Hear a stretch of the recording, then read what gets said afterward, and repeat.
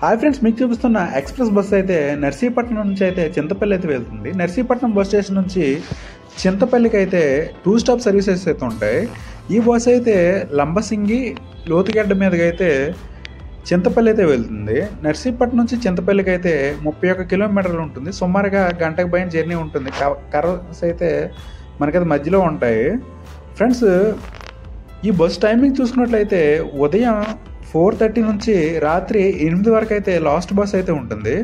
Friends, ఈ bus journey అయితే చాలా అయితే బాగుంటుంది చింతపల్లికి అయితే. ఫ్రెండ్స్, మీరు లంబసింగి వెళ్ళాలనుకుంటే బస్సులో అయితే ఈ బస్సు అయితే చూస్ చేసుకోవచ్చు. ఇది ఫ్రెండ్స్ మరి నా వీడియోని లైక్ చేయండి, షేర్ చేయండి, ఛానల్ అయితే సబ్స్క్రైబ్ చేసుకుంటే థ్యాంక్ యూ గైస్.